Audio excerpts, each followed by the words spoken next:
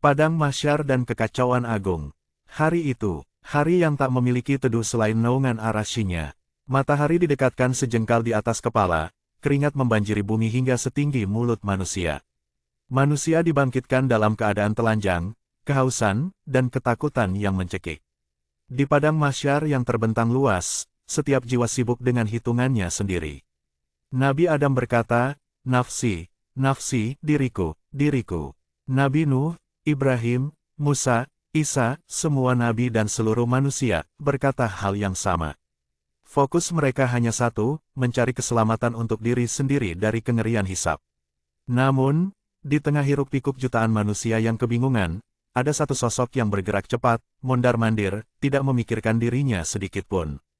Beliau adalah Muhammad Shallallahu Alaihi Wasallam, cahaya di atas cahaya.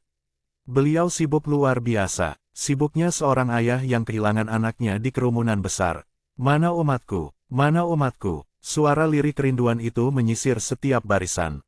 Beliau mengumpulkan umatnya, memanggil mereka satu persatu, wajahnya dipenuhi kekhawatiran yang melampaui batas lelah. Sujud panjang di bawah arasy. Setelah semua umatnya terkumpul, mereka yang beriman, yang berdosa, yang bingung, Rasulullah Shallallahu Alaihi Wasallam langsung melangkah menuju arasy Allah. Beliau menjatuhkan diri dalam sujud yang belum pernah terjadi sebelumnya. Sujud yang bukan lagi hanya penghambaan, tetapi permohonan yang tak terbatas. Waktu seakan berhenti. Beliau terdiam dalam keheningan yang lama, membiarkan air mata tulusnya membasahi tanah padang mahsyar, memohon ampunan untuk kita yang belum tahu diri. Hingga Allah Azza wa Jalla berfirman, dengan suara yang penuh kemuliaan. "Ya Muhammad, bangkitlah dari sujudmu. Mintalah maka akan aku beri." Rasulullah Shallallahu Alaihi Wasallam tidak bangkit. Kepalanya tetap menempel di tanah, permohonan beliau adalah sumpah.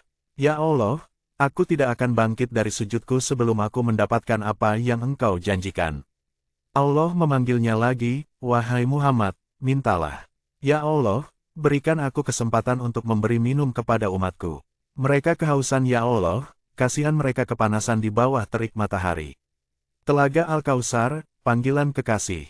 Air mata kita harus tumpah membayangkan pemandangan ini, saat semua orang kehausan dan ditinggalkan, Rasulullah Shallallahu Alaihi Wasallam mendapatkan izin untuk menjadi saksi kasih sayang.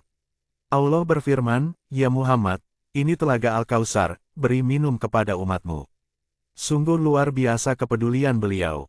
Beliau memanggil umatnya dengan suara yang penuh kerinduan, suara yang selama ini kita rindukan dalam salawat kita. "Wahai umatku, wahai umatku." Beliau berdiri di tepi telaga, cangkir di tangan, menyambut kita satu persatu, mengobati dahaga kita, menenangkan ketakutan kita, mengenali kita dari bekas wudhu yang bersinar. Firdaus tak tersentuh senyum. Setelah tugas mulia itu selesai, Allah Subhanahu wa Ta'ala menunjukkan kepada Rasulullah Shallallahu Alaihi Wasallam gambaran surga Firdaus. Tempat tertinggi, termulia, yang sudah dijamin untuk beliau. "Ini Firdaus, ini surgamu wahai Muhammad." Di hadapan nikmat yang tak terbayangkan itu, Rasulullah Shallallahu Alaihi Wasallam tak tersenyum. Beliau tak tergerak, firasat beliau hanya tertuju pada satu hal. "Umatku di mana ya Allah? Ini Firdaus. Umatku di mana ya Allah?" Mereka masih di padang mahsyar. Beliau langsung keluar dari surga, meninggalkan keindahan abadi itu, kembali ke padang mahsyar, mencari kita, melayani kita, memastikan kita aman. Beliau tak rela menikmati surga, bila umatnya masih menderita.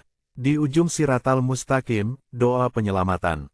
Setelah memberi minum, beliau sujud kembali. Sujudnya lama sekali, menangis di hadapan Allah, "Ya Rabbi. Ya Rabbi, ya Rabbi." Permintaan beliau kali ini lebih besar, syafaat pertolongan, agar kita bisa melewati jembatan sirat, jembatan setajam pedang, setipis rambut. Allah berfirman, "Tunggulah di ujung sirat." Maka Rasulullah Shallallahu Alaihi Wasallam menunggu. Beliau berdiri tegak di ujung jembatan, menyaksikan umatnya melintas, ada yang secepat kilat, ada yang merangkak, ada yang jatuh ke jurang neraka di bawahnya. Air mata beliau mengalir saat menyaksikan umatnya jatuh, dan lisan beliau tak henti memohon.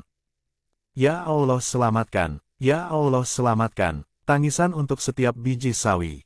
Ketika proses sirat selesai, beliau melihat umatnya masih banyak yang terjerumus.